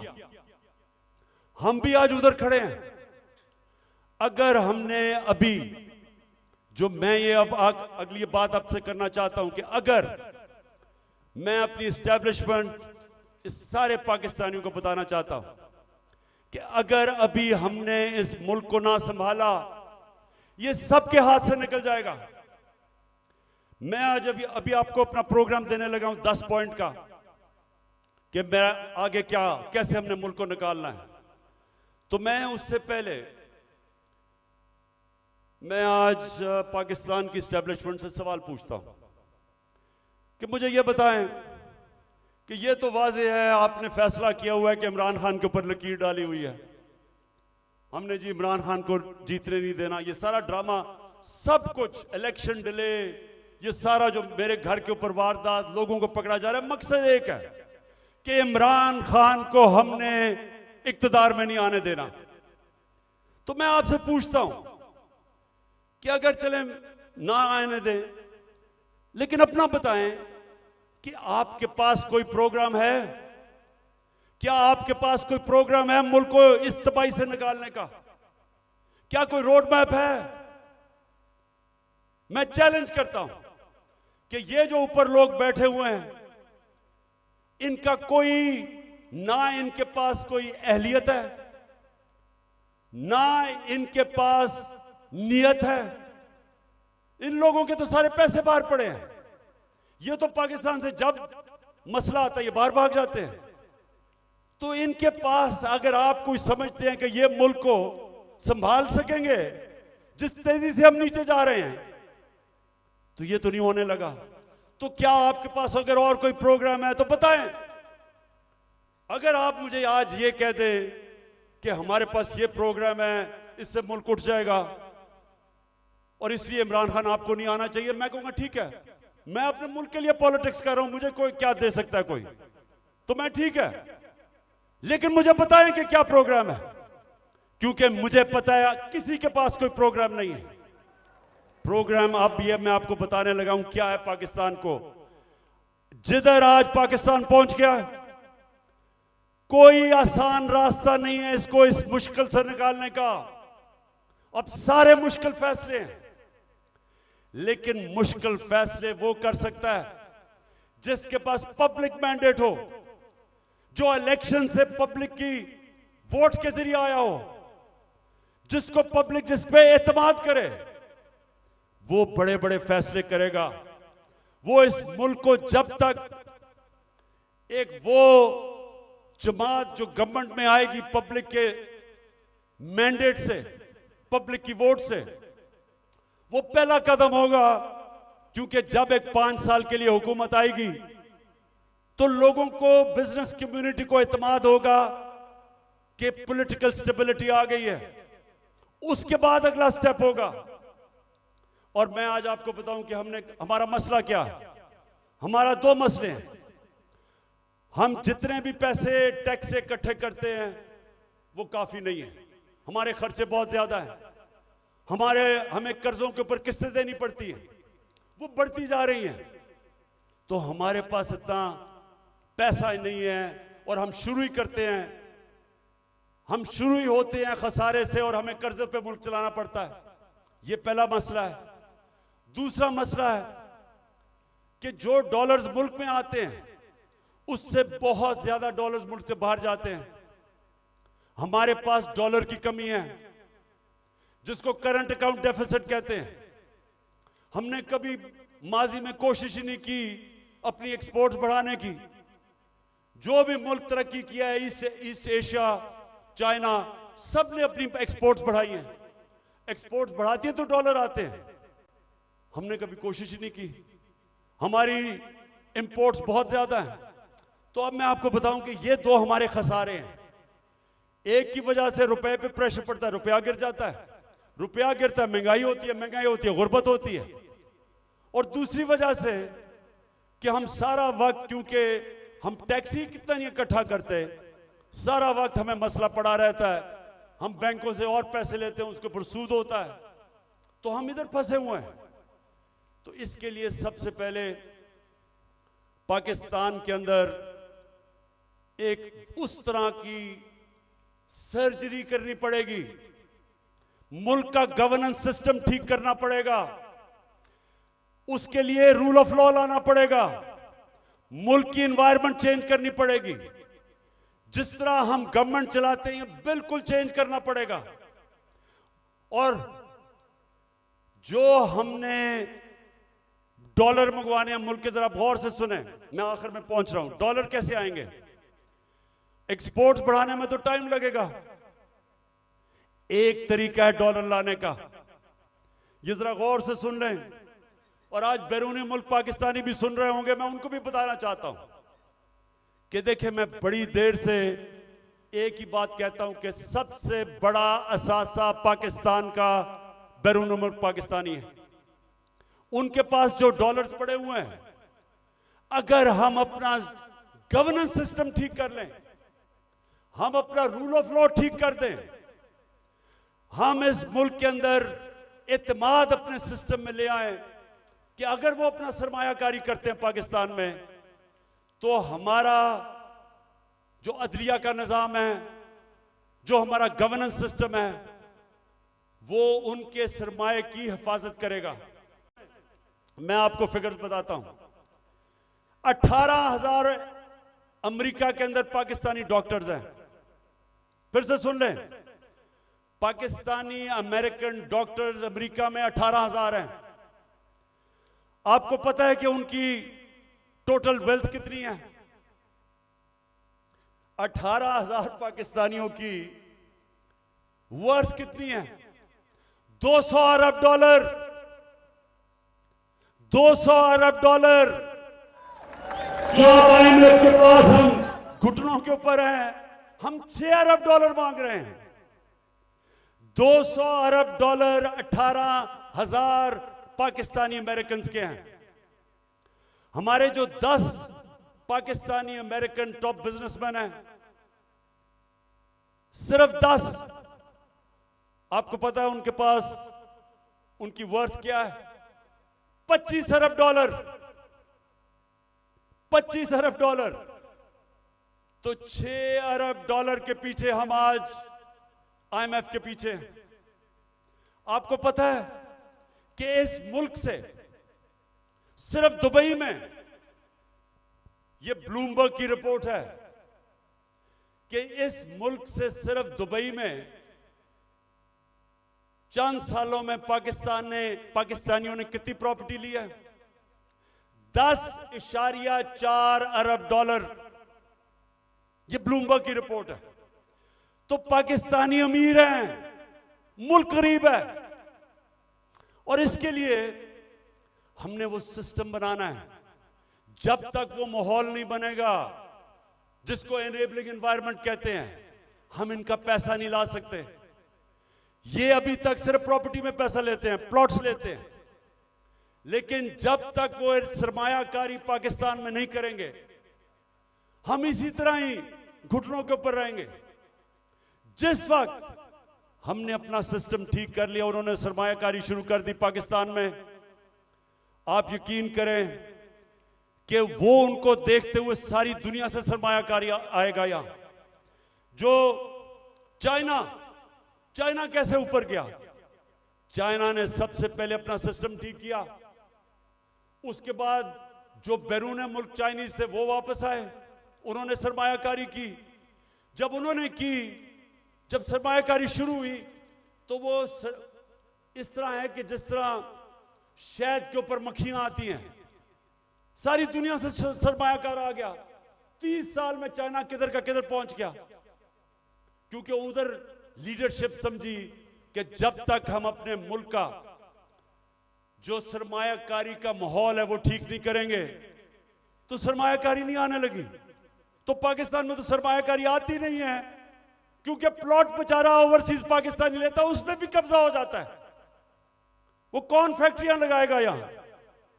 तो ये मैं सबसे पहले कि हमने ओवरसीज का पाकिस्तानियों का पैसा लाना, एक प्लान बनाया हुआ है हमने, कैसे उनकी इन्वेस्टमेंट लेके आनी है। तो ये पूरा एक प्लान बनेगा कि कैसे गवर्नेंस सिस्टम ठीक करनी है। 3.5 साल में हमें पड़ी, शुरू में तो हमें समझ ही नहीं थे कि क्या हालात है। तो इंशाल्लाह एक तो वो पहले, फिर दूसरा, हमने पाकिस्तान के अंदर लॉन्ग टर्म, अब मिडिल और लॉन्ग टर्म प्लानिंग, एक्सपोर्ट्स, एक पूरा मुल्क को लगाएंगे एक्सपोर्ट्स के ऊपर। एक्सपोर्टर्स को वीआईपी बनाएंगे। जो मुल्क में डॉलर चीजें बेच के डॉलर लेके आएगा उनके लिए सहूलतें देंगे। हमने दी थी और इसकी वजह से हमारी रिकॉर्ड एक्सपोर्ट्स थी जब हमारी गवर्नमेंट गिराई गई है।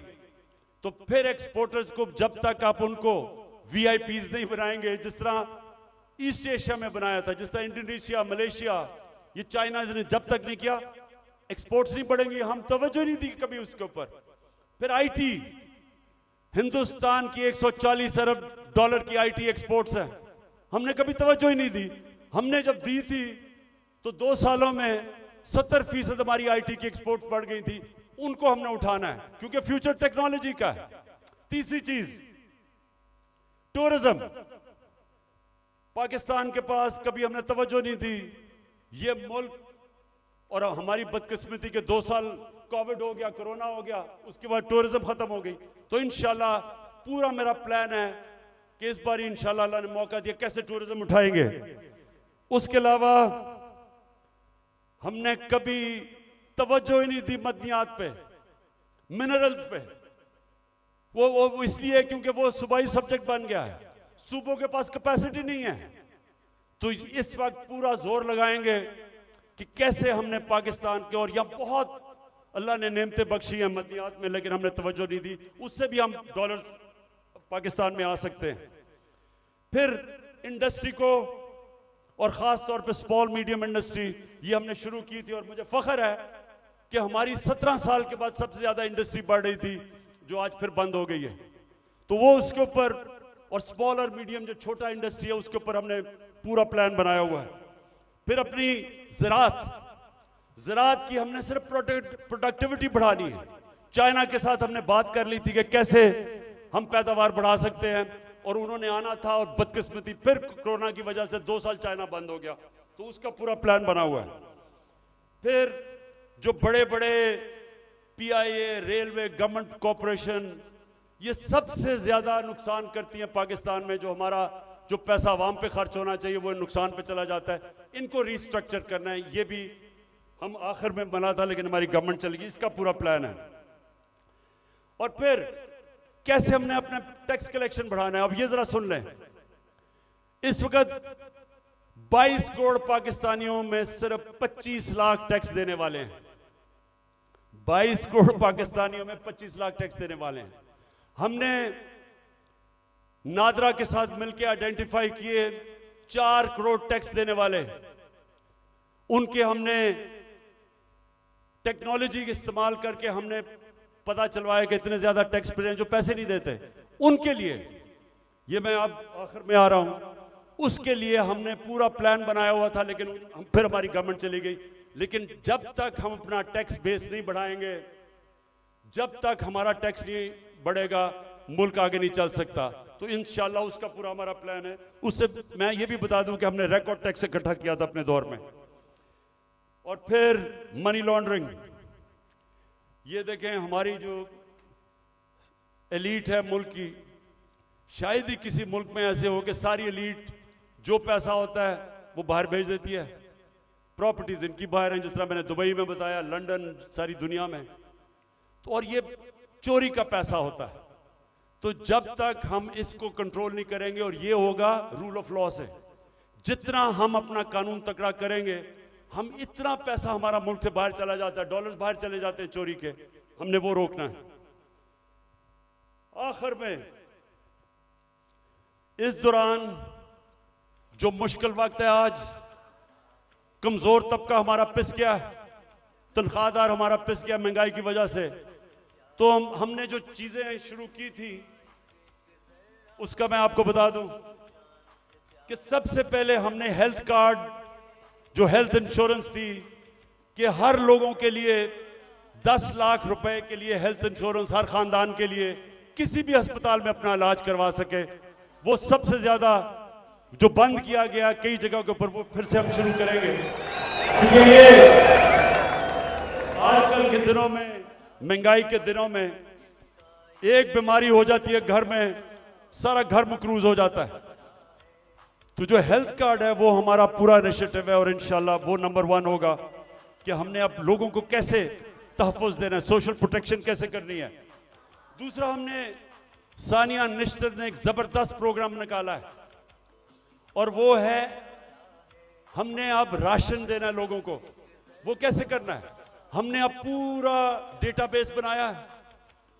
हमने देखा कि कौन कौन से खानदान, उनकी इनकम कितनी है जो मुश्किल में है, तो इसको कहते हैं टारगेटेड सब्सिडी।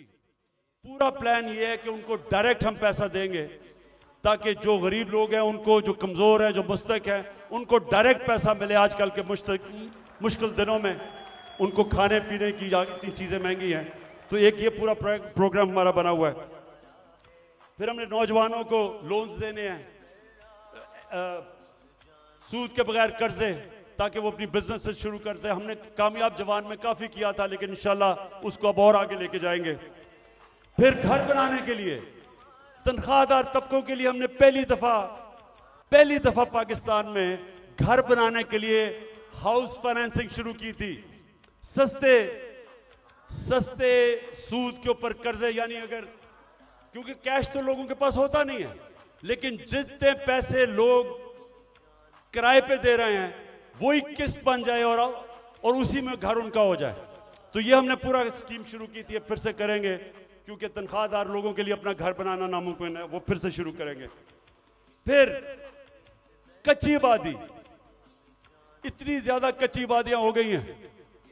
हमने आखिर में ये प्रोग्राम बनाया था क्योंकि टाइम लगा डेवलप करने में। अब सारी कच्ची आबादियों के अंदर, ये मलेशिया में भी हुआ है, ये तुर्की में भी हुआ है, हम क्या करेंगे कि उनके लिए मॉडर्न फैसिलिटीज उधर ही खड़ी करेंगे और डेवलपर को कहेंगे कि वहां एक बिल्डिंग बना ले और वो ही उनके लिए बिल्डिंग बनाए जिधर उनको फैसिलिटीज मिल जाए, पानी मिले, सही माने में वो रह सके, बजाय गंद के अंदर कच्ची आबादी में लोग रहते हैं, और घर भी अपना हो जाए।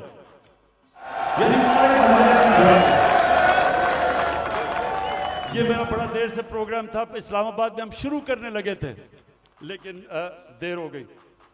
बाजवा साहब को इमरान खान बड़ा खतरनाक लग रहा था, इसलिए उसने काम कर दिया। हमने कैसे लोगों को रोजगार देना है? अगर ये फैसला आपके पास वो रेहड़ी वालों के लिए जो हमने किया था, वो जरा दिखा दें लोगों को। हमने फैसला किया कि देखें, हम रोजगार तो दे नहीं सकते लोगों को, तो हमने लोगों के लिए रेहड़ियां बनाई। इस्लामाबाद में एक्सपेरिमेंट शुरू किया कि उनको बजाय लोग तंग करें, कोई उनको कॉर्पोरेशन वाले लोग उठा दें, कोई पैसे ले ले, जो छाबड़ियां लगाते हैं, तो हमने उनके लिए जबरदस्त रेहड़ियां बनाई, उनको एक जगह दी ताकि वो अपनी रोजी कमा सके। जी 11 मरकज के पास जा रहे हैं, रेडी बान यहाँ पर साफ प्रोग्राम के तहत।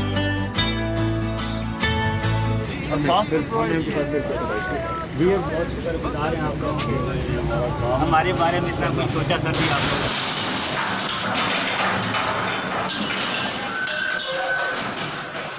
जुल्म कर रहे हैं गरीब बंदों के साथ, जुल्म। हमारी गवर्नमेंट गई, जैसे हमारी गवर्नमेंट गई, उनको हमने अच्छी भली रेडिया बना के दी, वो बेचारे अपने रोजी कमाना शुरू हुए। ये इंपोर्टेड हुकूमत ने वो सारी रेडिया आपके सामने खत्म की। देखिए, न्यूयॉर्क आप जाएं, पता नहीं कितने आप में से लोग गए हैं, वहां हर जगह पे उन्होंने अपनी अपनी स्टॉल्स लगाए होते हैं सड़कों के ऊपर और रोजगार कमा रहे होते हैं, उनको इजाजत होती है। हम क्यों नहीं करते? वो बेचारे पॉश एरियाज के अंदर इस्लामाबाद के ब्लू एरिया में, नहीं जी वो खास कोई लोगों का इलाका है जिधर बेचारा आम आदमी रोजी नहीं कमा सकता। तो इसके ऊपर भी इंशाल्लाह अब हमने प्लान बनाया हुआ कि सारे पाकिस्तान में आम लोगों को मौका दें, अपनी जगह बनाएं ताकि रोजी कमा सके, बच्चे पाल सके।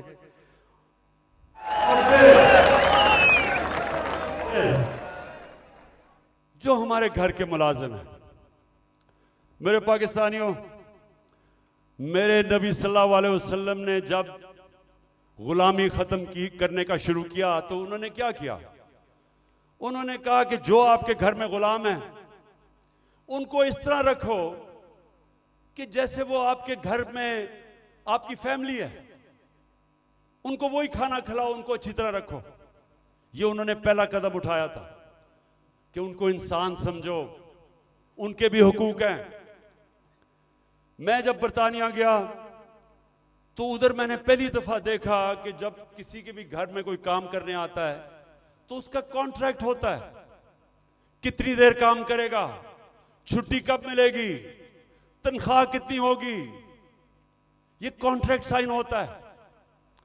मुझे अफसोस से कहना पड़ता है कि हम अपने मुल्क में अपने मुलाजमों को ठीक नहीं रखते और ये हमारे दीन के खिलाफ है। हमें बिल्कुल उस तरफ जाना चाहिए कि उनको हम कॉन्ट्रैक्ट्स दें, बताएं कि जितना पैसा मैं आपको दे सकता हूं उसके मुताबिक करें, उनको छुट्टी दें, उनके ऊपर पूरी कोशिश करें कि वो आपके जिस तरह फैमिली मेंबर है। ये हमारे दीन का हिस्सा है और मेरी पूरी कोशिश है कि हमारे जो मुलाजिम हैं घरों में काम करते हुए उनको आहिस्ता आहिस्ता हम राइट्स दें, उनका ध्यान रखें।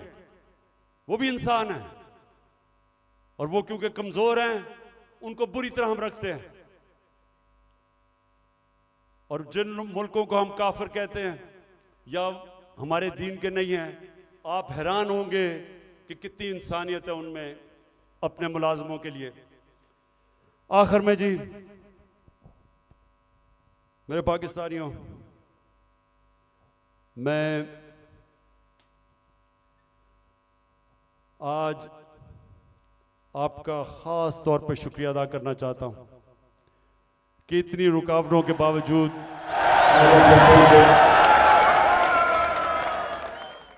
मैं आज फिर से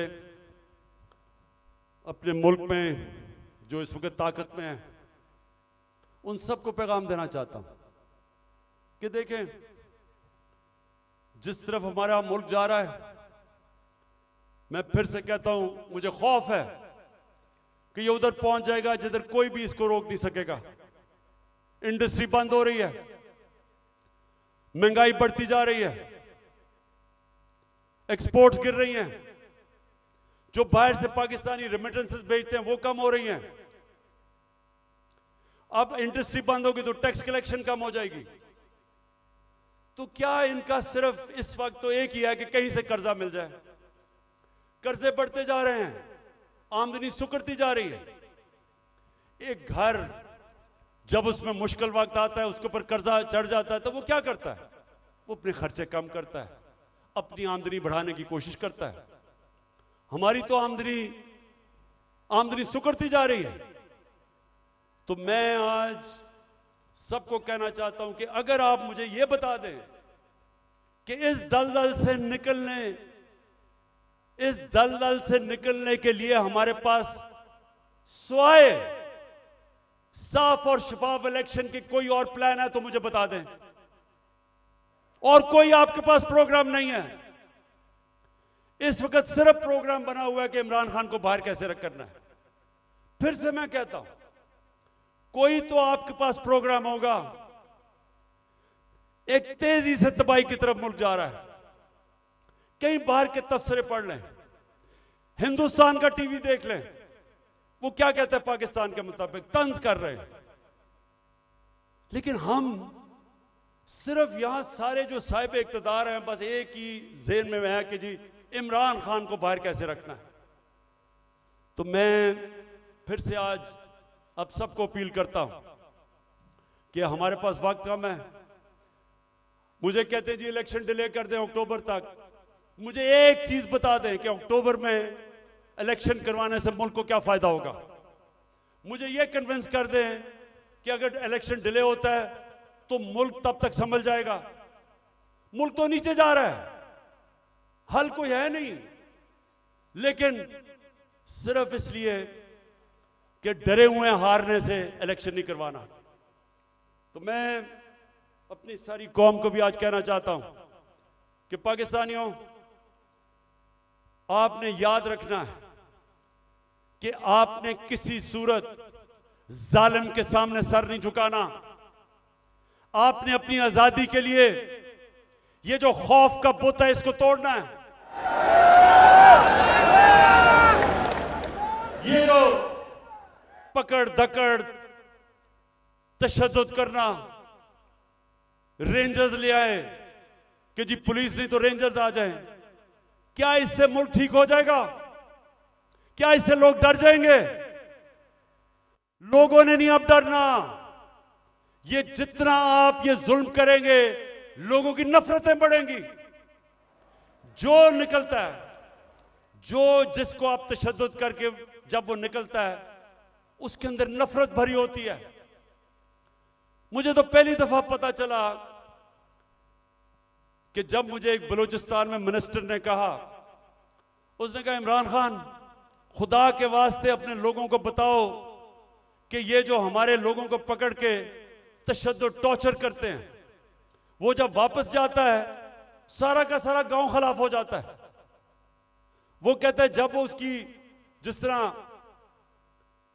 उस बेचारे को जिल्ले शाह को कत्ल किया, अगर कत्ल करते हैं, जब उसकी जो डेड बॉडी मिलती है, फिर सब के खिलाफ हो जाते हैं। ये तो कहता सारी कौम को ही खिलाफ कर रहे हो। कभी यह भी तरीका है कि इंसानों को भेड़ बकरियों की तरह डंडे मार के लाइन में करो? इंसान ऐसे नहीं होते। इंसान को समझाना पड़ता है, दिल और दिमाग की जंग होती है। ये डंडे से कोई आज तक नहीं ठीक हुआ।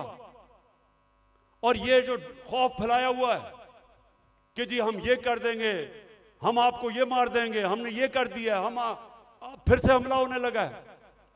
देखें, आखिर में मैं आपको ये बात बता दूं, आज है 25 हो चुकी है। 25 मार्च को पाकिस्तान वर्ल्ड कप जीता था। मेरी जितनी सारी टीम थी, मेरी सारी टीम, और वो अभी सारे लोग क्रिकेट के ऊपर बातचीत करते हैं, कभी उनसे पूछें, सारी टीम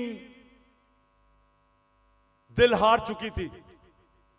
सबका क्या था, हम इतना बुरा हमारा हालात थे, सबने कहा कि हम नहीं जीत सकते। अभी भी किसी टीम वालों से पूछ लें, एक आदमी था जो कहता था अभी हम जीतेंगे, और वो आपके सामने खड़ा है।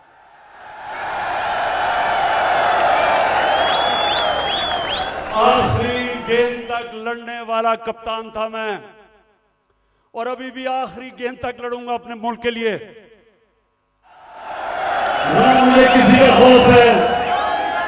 अल्लाह कुरान में कहता है जो लोग ईमान ले आए अल्लाह उनके खौफ दूर कर देता है, खौफ से आजाद हूं।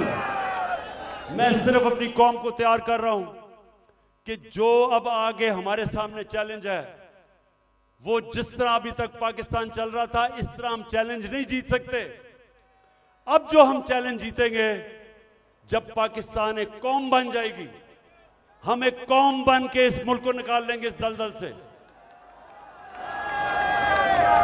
जर्मनी और जापान तबाह हो गए थे सेकेंड वर्ल्ड वॉर में, दूसरी जंग अजीम में तबाह थे दोनों मुल्क, क्योंकि वो कौम थी। दोनों 10-10 साल में खड़े होकर अजीम पावर्स बन गए। ये जो चैलेंज है, ये हम सिर्फ एक कौम बन के जीत सकते हैं, और कौम बनेगी जिसकी बुनियाद रखी जाएगी इंसाफ के ऊपर, कानून की हुक्मरानी के ऊपर। और इसलिए आखिर में हम अपनी अदलिया को आज पैगाम देना चाहते हैं कि कौम आपके साथ खड़ी है, और आपने आइन की हिफाजत करनी है, और इंशाअल्लाह हम इस मुल्क को एक अजीम कौम बनाएंगे। पाकिस्तान जिंदाबाद।